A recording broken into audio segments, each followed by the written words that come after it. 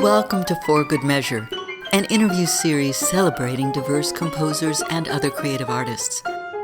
I'm Nanette McGuinness, Artistic Executive Director of Ensemble for these times. In this week's episode, we continue our Capo Conversations, a mini-series where we'll be giving familiar segments a topical twist. Today we revisit Marcus Norris's and Lucy Chen's perspectives on who or what inspires them. Here's what Marcus Norris had to say. As far as like where I get my inspiration, I've just always tried to write things that the people I came up with would be proud of me for. I thank my parents and my OGs for kind of like giving me this concept young that is like know whose opinions matters.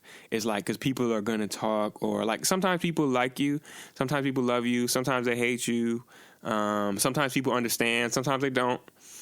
But just know whose opinion matters. And for me, it's always been like my community, my family, my friends. I always want to write things that's like, I don't have to explain this to them. I can just put it on and they'll get it.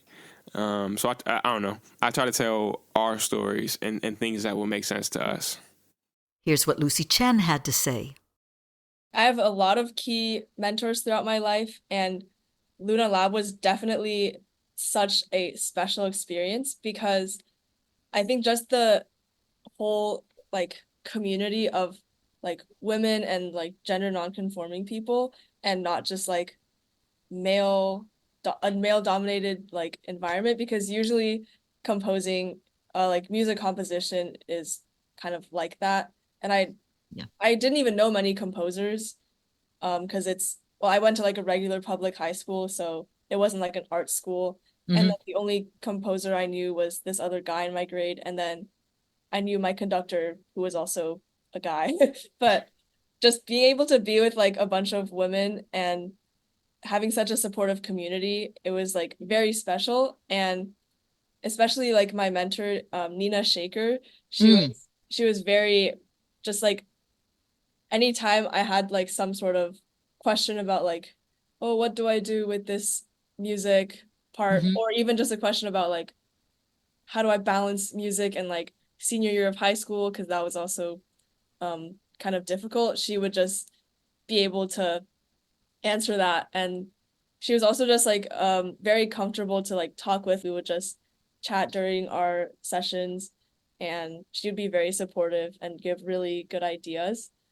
And then I think getting to meet Missy during the actual Luna Lab, that was really awesome too. Like I just loved her energy, and she just seemed like she is like super self-confident and just loves her work. And I remember once she took all the composers to her house in Brooklyn, and they had like a little concert there, and I was like, wow, this is what the music community feels like. It's just like very warm. We're all just together and like making music. And yeah, it was just very special. And I think that was the first time I was really immersed in like a composer community, especially one that's females and like non-binary people. And it was just like very special. And I was like, wow, I really want to be in spaces like this as I get older. So yeah, that was one very special experience. And some other mentors, I have a lot, but I mentioned that I had been studying piano since I was 4. And so I actually had the same piano teacher from the age of 4 to my last lesson, like a week before I moved into college. Wow. Yeah, and she was like, well, obviously starting piano at age 4, that was my first experience with music ever. And her name is Rosita Mang. She was just such a like supportive and nice and also very funny teacher, while also not letting me off the hook too easily, which I think was good for my growth. But yeah, during lessons, she would just always stress like to don't play because you want to win this competition or be the best like out of other people. Like don't have a competition mindset.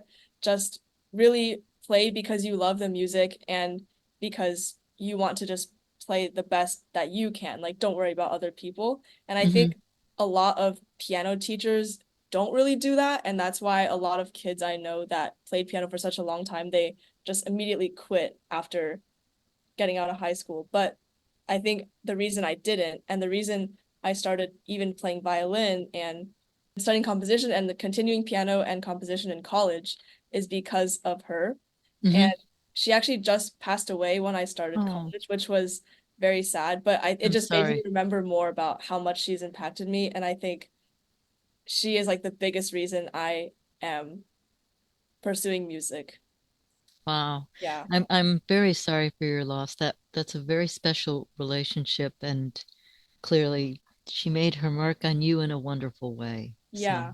So in a way, she will never leave because she's always here when I'm being passionate about music. Yeah. That she wanted you to do your personal best and let what you felt and heard in the music out instead of an external norm, I guess is the best way to say it. Yeah. And Missy and Nina are both great. Nina is one of the composers we interviewed. Oh, awesome. Thank you for listening to For Good Measures Da Capo Conversations, and a special thank you to our guests for joining us today. If you enjoyed this episode, please subscribe to our podcast by clicking on the subscribe button, and support us by sharing it with your friends, posting about it on social media, and leaving us a rating and a review. To learn more about E4TT, our concert season online and in the Bay Area, or to make a tax-deductible donation, please visit us at www.e4tt.org. This podcast is made possible by grants from the California Arts Council, the San Francisco Arts Commission, Grants for the Arts, and generous donors like you. For Good Measures produced by Nanette McGuinness and Ensemble for These Times, and designed by Brennan Stokes, with special thanks to co-producer and audio engineer Stephanie M. Neumann. Remember to keep supporting equity in the arts and tune in next week for Good Measure.